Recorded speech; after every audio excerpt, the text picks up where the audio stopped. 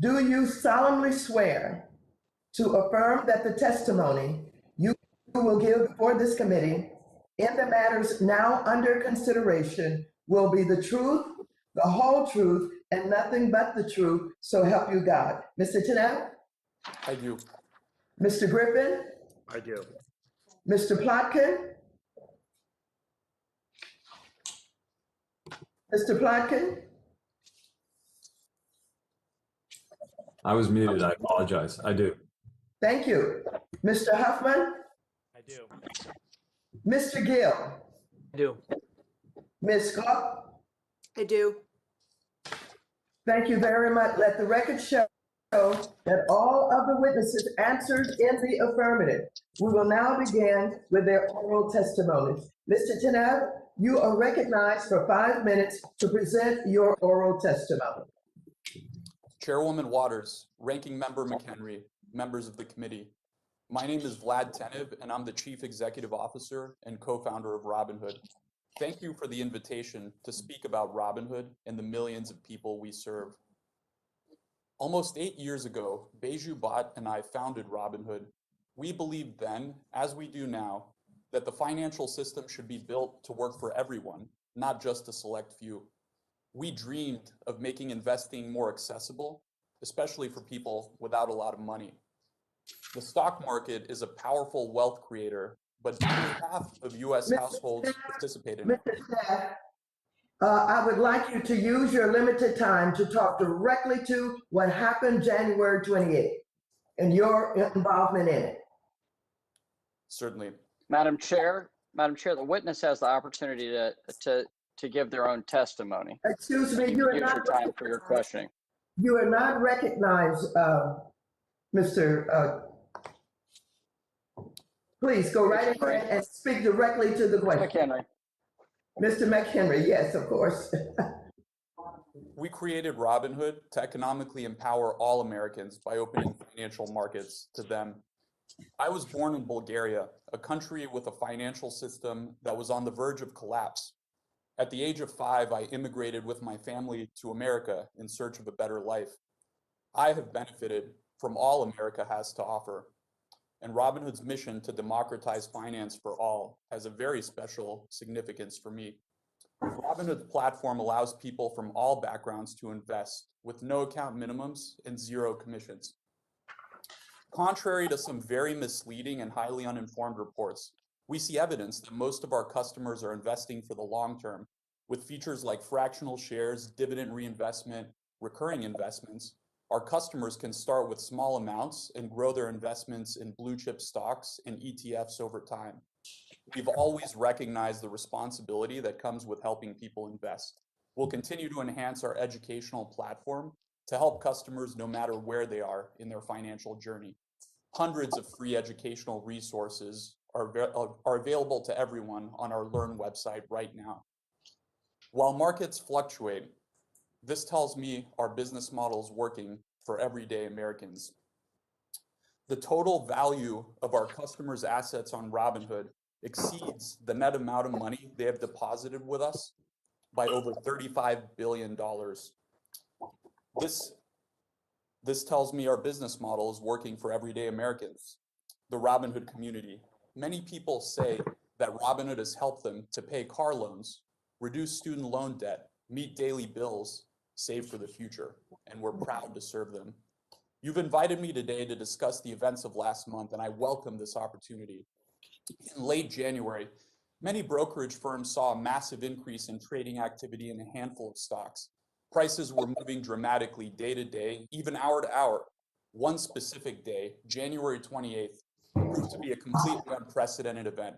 The spike in trading activity and volatility meant that Robinhood Securities, our clearing broker, had to hold the line and post additional firm capital as collateral to support our clearinghouse deposit demands. To put it in perspective, on January 28th, our daily deposit requirement was 10 times more than on January 25th. As a result, Robinhood Securities, along with many other firms, imposed temporary trading restrictions on certain securities. We began allowing limited buys of these securities the following day, and we have since lifted the restrictions entirely. There are 2 points I want to make clear. about these temporary restrictions. First, Robinhood Securities put the restrictions in place in an effort to meet increased regulatory deposit requirements, not to help hedge funds. We don't answer to hedge funds. We serve the millions of small investors who use our platform every day to invest. Second, Robinhood immediately secured additional funds. Altogether, through capital raising and other measures, we've increased our liquidity by more than $3 billion to cushion ourselves against increased collateral requirements and related market stress in the future. Despite the unprecedented market conditions in January, at the end of the day, what happened is unacceptable to us. To our customers, I'm sorry and I apologize. Please know that we are doing everything we can to make sure this won't happen again. And I want to highlight one more thing. The existing 2-day period to settle trades exposes investors and the industry to unnecessary risk. There is no reason why the greatest financial system in the world cannot settle trades in real time. I believe we can and should act now to deploy our intellectual capital and our engineering resources to move to real-time settlement. Together, we can solve this. Before I close, I want to sincerely thank the millions of customers who continue to use Robinhood to access the markets every day. We are grateful and committed to you. Members of the committee, I appreciate the opportunity to answer your questions.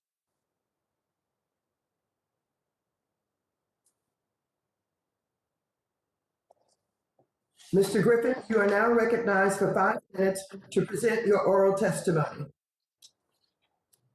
Chairman Waters, Ranking Member McHenry, distinguished members of the committee, thank you for the opportunity to testify today on the recent market events. The U.S. capital markets are the envy of the world. Our nation's ability to allocate capital to its best and highest use creates jobs, drives innovation, and fuels our economy. America's retail investors play an important role in our capital markets. According to Gallup, about 55% of Americans own stock right now. Citadel Securities, as the largest market maker in the U.S. equities market, executes more trades on behalf of retail investors than any other firm.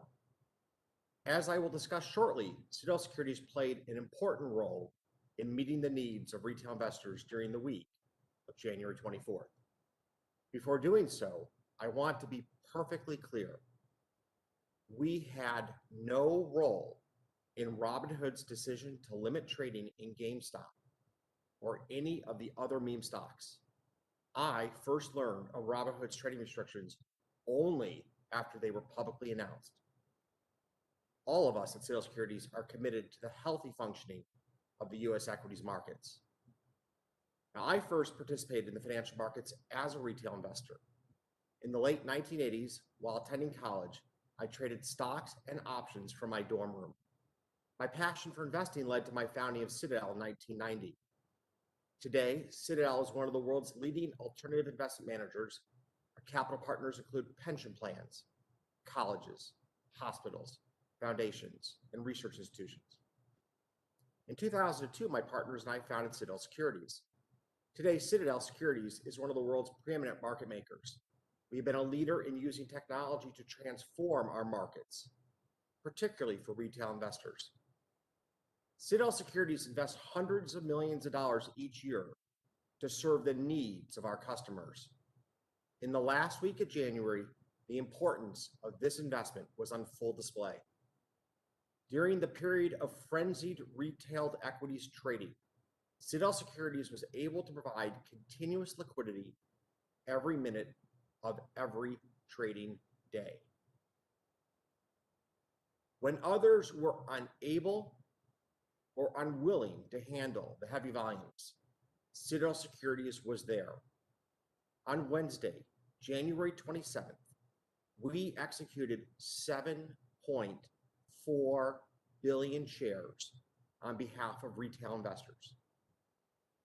To put this into perspective, on that day, Citadel Securities executed more shares for retail investors than the entire average daily volume of the entire U.S. equities market in 2019. The magnitude of the orders routed to Citadel Securities reflects the confidence of the retail brokerage community in our firm's ability to deliver in all market conditions and underscores the critical importance of our resilient and stable systems. I could not be more proud of our team at Citadel Securities. My colleagues who were committed to ensuring that the interest of America's retail investors were served during this extraordinary period. Once again, I appreciate the opportunity to appear today, and I look forward to answering your questions. Thank you, Mr. Griffin. Mr. Plotkin, you're now recognized for 5 minutes to present your oral testimony. Chairwoman Waters, Ranking Member McHenry, and members of the committee, I would like to thank you for this opportunity to share Melvin Capital's perspective on the recent trading activity in GameStop. I am the founder and chief investment officer of Melvin Capital. I am humbled by these unprecedented events. Many investors on all sides have experienced losses. I am here today to share my own personal experience and to be helpful in this conversation. I understand that part of the focus of this hearing is the decision of stock trading platforms to limit trading in GameStop. I want to make clear at the outset that Melvin Capital played absolutely no role in those trading platform decisions. In fact, Melvin closed out all of its positions in GameStop days before the platforms put those limitations in place. Like you, we learned about those limits from news reports. I also want to make clear at the outset that contrary to many reports, Melvin Capital was not bailed out in the midst of these events. Citadel proactively reached out to become a new investor, similar to the investments others make in our funds. It was an opportunity for Citadel to buy low and earn returns for its investors if and when our fund's value went up. To be sure, Melvin was managing through a difficult time, but we always had margin excess and we were not seeking a cash infusion. I am here testifying today far removed from my background. I grew up in a middle-class family in Portland, Maine. I went to a public high school. I studied hard and got into a good college. Upon graduation, I did not have a job. Today, I'm married with 4 children, and my time is spent with my family and on Melvin Capital, which I founded 6 years ago. I named Melvin after my grandfather, who ran a convenience store. I wanted the firm to represent his values, integrity, hard work, taking care of customers and employees, and commitment to excellence. Melvin Capital manages a hedge fund. Investors such as academic institutions, medical research and other charitable foundations, pension funds, retirees, and others invest with us. We have 36 employees and hundreds of investors, and I feel a personal duty to all of them. Melvin specializes in the consumer and technology sector, including companies like GameStop, AutoZone, and Expedia. Most of our investments are long. In other words, we buy stock in companies that create jobs, grow the economy, and develop new products for consumers. We do this after extensive fundamental research, sometimes literally for years. When our research convinces us that a company will grow relative to expectations, we make a long-term investment. When our research suggests a company will not live up to expectations and its stock price is overvalued, we might short a stock. Like with our long positions, our practice is to short a stock for the long term after extensive research. We also short stocks because when the markets go down, we have a duty to protect our investors' capital. There are laws governing shorting stock, and of course, we always follow them. In addition, it's very important to understand that absolutely none of Melvin's short positions are part of any effort to artificially depress or manipulate downward the price of a stock. And nothing about our short position prevents a company from achieving its objectives. It is just Melvin's view about whether it will. Specific to GameStop, we had a research-supported view well before the recent events. In fact, we had been short GameStop since Melvin's inception 6 years earlier, because we believed and still believe that its business model, selling new and used video games in physical stores, is being overtaken by digital downloads through the internet. And that trend only accelerated in 2020 when, because of the pandemic, people were downloading video games at home. As a result, the gaming industry had its best year ever, but GameStop had significant losses. In January 2021, a group on Reddit began to make posts about Melvin's specific investments. They took information contained in our SEC filings and encouraged others to trade in the opposite direction. Many of these posts were laced with anti-Semitic slurs directed at me and others. The post said things like, "It's very clear we need a second Holocaust. The Jews can't keep getting away with this." Others sent similarly profane and racist text messages to me.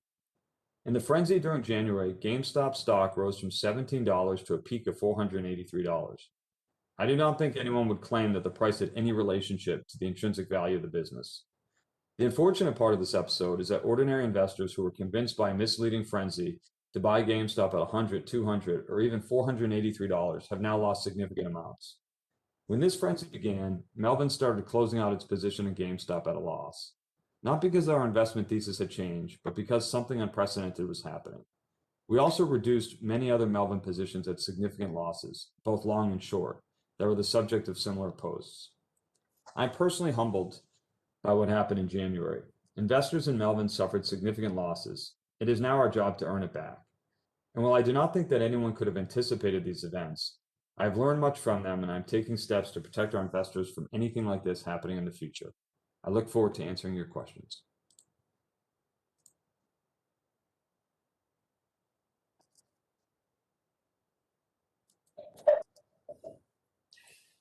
Thank you, Mr. Plotkin. Mr. Huffman, you are now recognized for 5 minutes to present your oral testimony. Thank you. Madam Chairwoman, Mr. Ranking Member, honorable members of the committee, my name is Steve Huffman.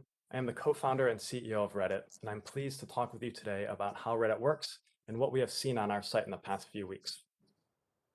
Reddit's mission is to bring community and belonging to everyone in the world. What started in 2005 as a single community has since evolved into a vast network of many thousands of communities. They range from standard topics like news, sports, politics, to internet culture, to support. For example, our unemployment community has become a source of support for hundreds of thousands of Americans who have turned to Reddit after losing their jobs during the pandemic. Our communities are created and run by our users. Because of this, we describe Reddit as the most human place on the internet. Though we are small compared to the largest platforms, our communities provide an online home for millions of people every day.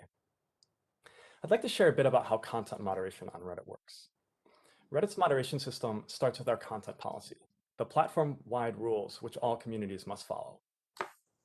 Among other things, these rules prohibit hate, harassment, bullying, and illegal activity on Reddit, and they are enforced by Reddit's anti-evil team, which is composed of engineers, data scientists, and other specialists.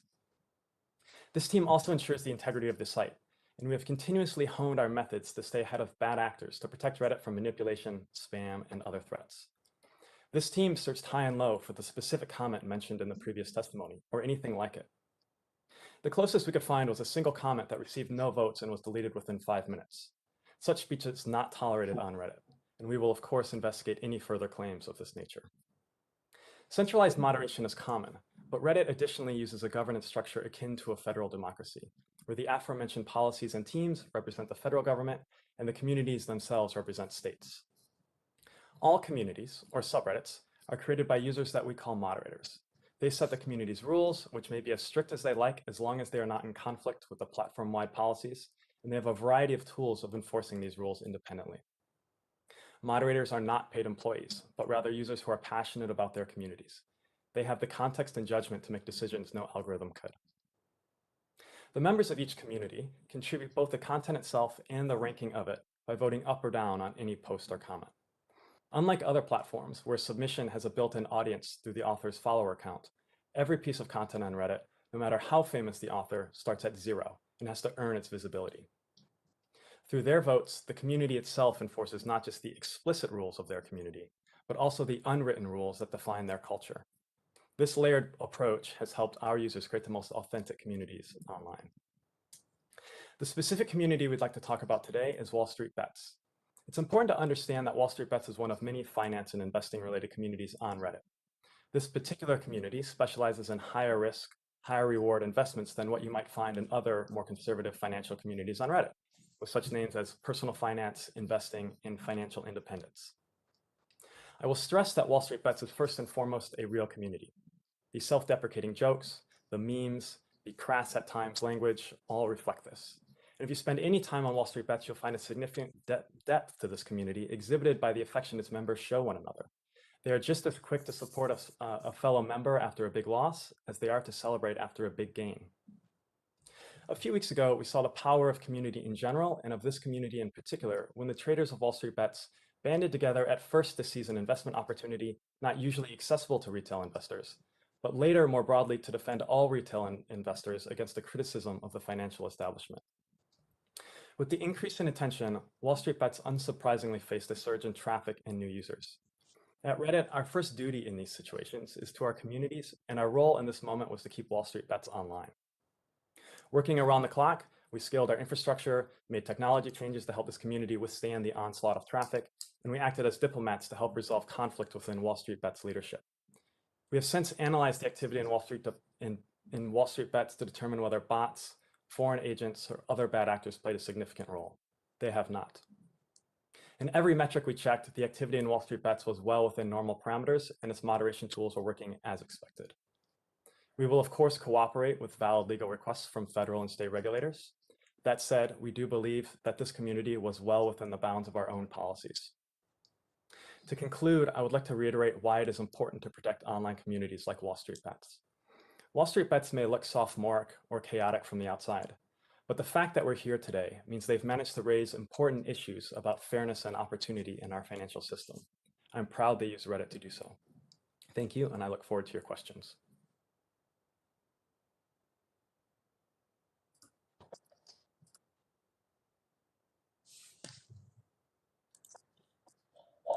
Thank you very much, Mr. Huffman. Mr. Gill, you are now recognized for 5 minutes to present your oral testimony.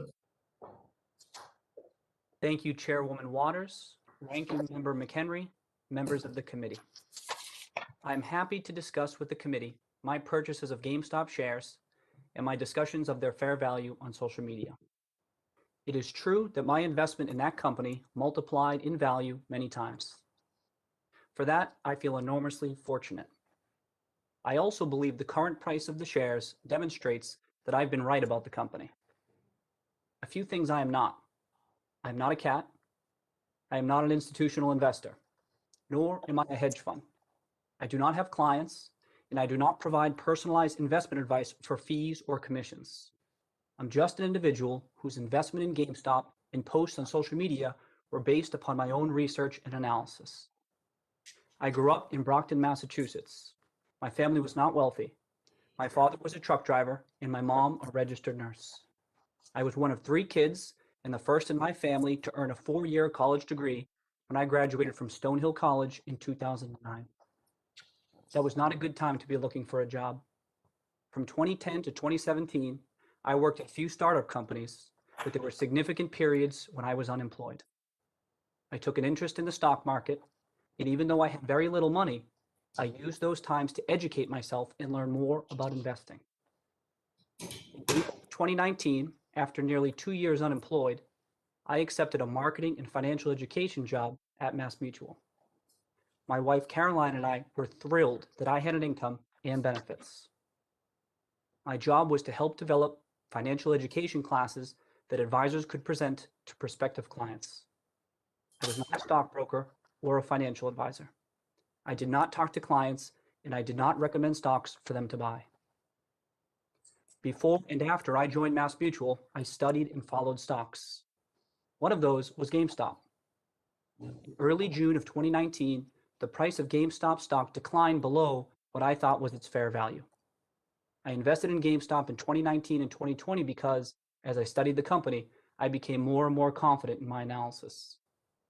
2 important factors, based entirely on publicly available information, gave me confidence that GameStop was undervalued. First, the market was underestimating the prospects of GameStop's legacy business and overestimating the likelihood of bankruptcy. I grew up playing video games and shopping at GameStop, and I plan to continue shopping there. GameStop stores still provide real value to consumers and reliable revenue for GameStop. Second, I believe that GameStop has the potential to reinvent itself as the ultimate destination for gamers within the rapidly growing $200 billion gaming industry. GameStop has a unique opportunity to pivot toward a technology-driven business.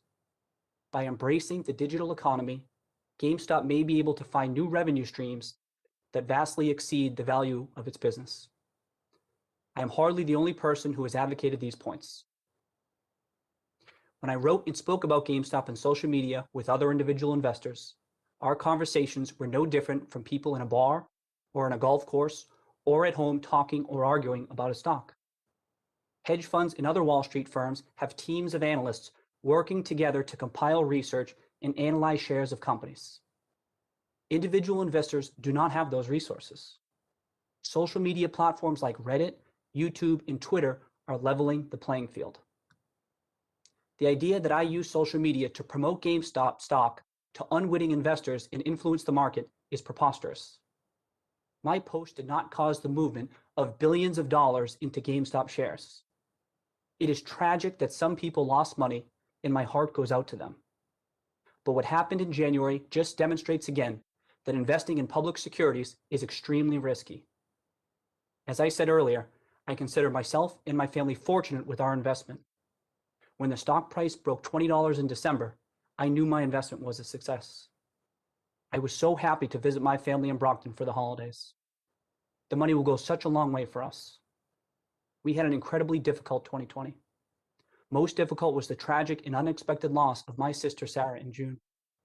I am grateful to be in a position to give back to and support my family.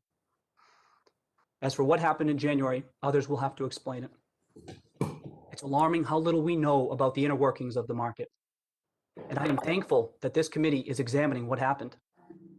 I also want to say that I support retail investors' right to invest in what they want, when they want.